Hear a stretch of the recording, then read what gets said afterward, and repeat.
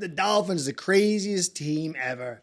They're currently in the best situation they've been in like 20 years, 6-3, heading into the bye. A lot of healthy bodies coming back. Head of the AFC East, at the top of the AFC itself.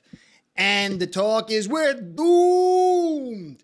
And look, I've been talking about the issues that the Dolphins might have, and some of those have popped their head along the way, and you can't just put your head in the sand like an ostrich, but this is a great situation. So I'm taking my little downshift on the bye week, but I'm still studying, watching film and stuff like that. So I saw 3 really interesting stories, sort of, that I'm going to cover here today because it's the talk, and it's just some of the stuff is good and some of the stuff isn't. One, I saw if Mac was with this offense, he'd do just as good as Tua. That's the first topic I'm going to get into.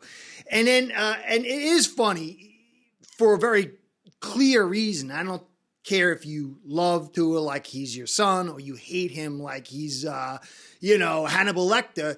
This point that I'm going to make is just ultimately clear and obvious, so I'll get into that. And then I want to get into Hill talking about how Reid did a really good job and kind of set up a great framework to slow him down. And I thought that was the best of the 3 as far as the most interesting and nuanced.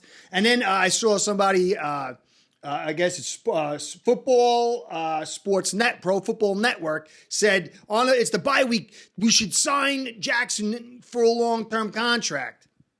And I'm not going to go the route you might take because I don't think we should, but I think there's 2 ways to look at it. So I'm going to try to be fair and not biased, what I normally do. So those are going to be the 3 topics, guys. Likes, the subscribes, the comments, the views, all that stuff is critical to keep the show going. So please, guys, subscribe, like, comment, watch as much as you can of the show. Everything that does, it keeps me doing the thing I love, and I appreciate it, and the channel needs it. So I want to give you guys a shout out to Ace Bread, my sponsor, because without the 2 of you, this show ain't going down. Ace Per Head's betting software is the premier white label platform for bookies to manage their players and grow their sportsbook operation. Click the link in the description below to get set up in minutes. Ask for the Curtis promo and get a special introductory discount. All right, the first one I want to do is great. Josh Hoots. I think he's a funny guy. He's really good. I'd like to meet this dude. Don't do drugs, kids. Theory, if Mac Jones and Tua switch teams from the Patriots to the Dolphins from the draft, Mac Jones would have the same level of success or better. Now, it's fundamentally ridiculous, and I do take his Hoots of don't do drugs. And immediately you want to say, well, Tua could do this. It's not a matter of if Tua is better than Mac. That's a whole different conversation. It's not even really the main factor of it. The factor is that Mac has a set of skills that he's good at, and some of it crosses over to what Tua is good at, but some of it doesn't. Every scheme, every offense has a different skill set to make it go. And Tua, some people debate whether it's faster than Marino or slower than Marino's. The numbers that came out says it's a little bit faster, whatever. It's in the ballpark of Dan Marino, which is lightning fast.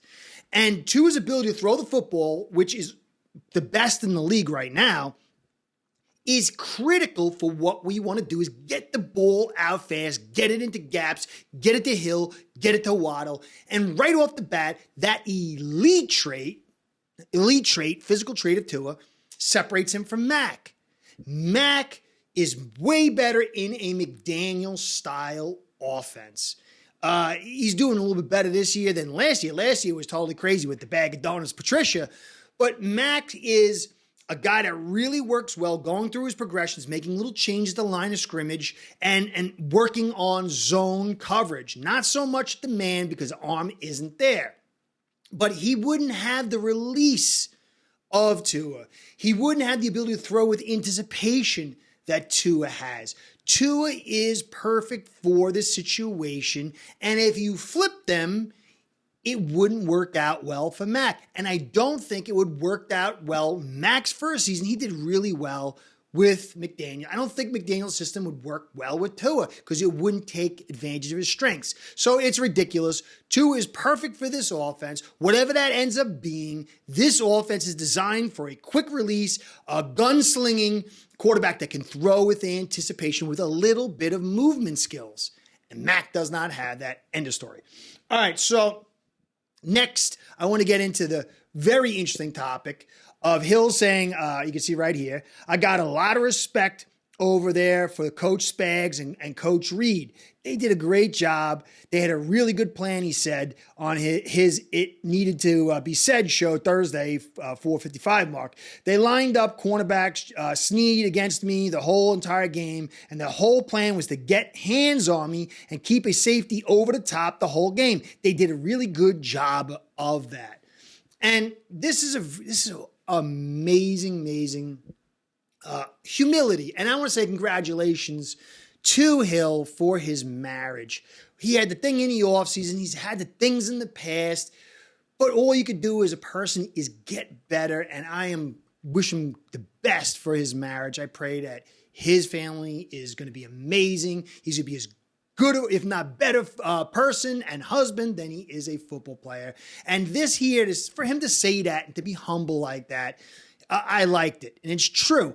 But this is a very clear plan, and it's almost mind-boggling how people haven't done it. You watched last year in 2022, week 1 with the Patriots versus the Dolphins. This is what they did. They ran a guy on man, followed him around, played a safety over the top. They said, he's the best guy. Let's slow him down and let other people beat us.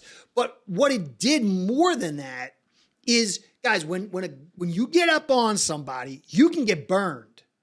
And that's a very nerve-wracking thing. You could see what happened with the Chargers. They would just leave the guys naked one-on-one with Hill, which is like, whoop, crazy. But what it does is when you get up there, it forces the receiver to make some moves, get off his game plan. And if you can even get a hand in there, it slows him down a little bit more. And the slowing down of the time to throw is a critical, deleterious, negative effect on this offense. I've gone over it many times.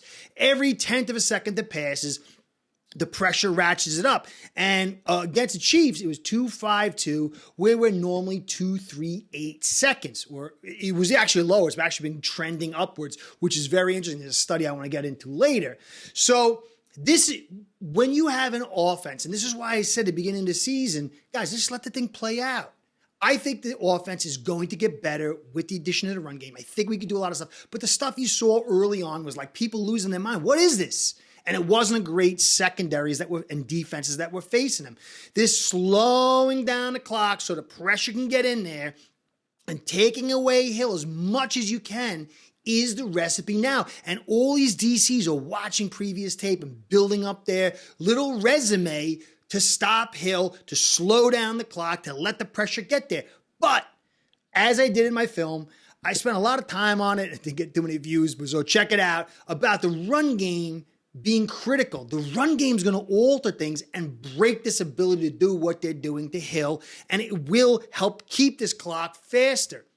So yes, the defenses are figuring things out. Yes, this is the way, obviously, to take care of this star. But we will add a run game, and that's what we got to wait for. Teron, Connor, Hunt, Achane, Craycraft coming back to block. Let's see how it plays out. Let's not get into we're doomed. Maybe we are. We'll see. We got to let it play out. But this is really interesting, and this is what teams are going to do. And we have a lot of good defenses.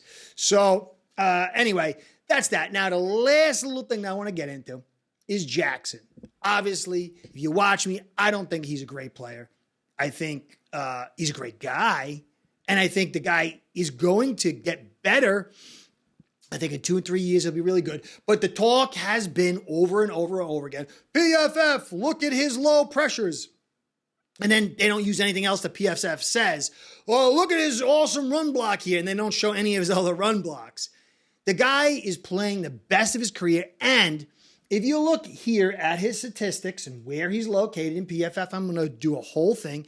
You've got to say, honestly, he's our most consistent offensive lineman. Hasn't been injured all season. And that's something you got to say, hey, you know what? Got to applaud Jackson for that. Everybody else has been in and out, except for Cotton, but he hasn't really played as much. So you got to give Jackson his due for his consistency and ability to stay healthy.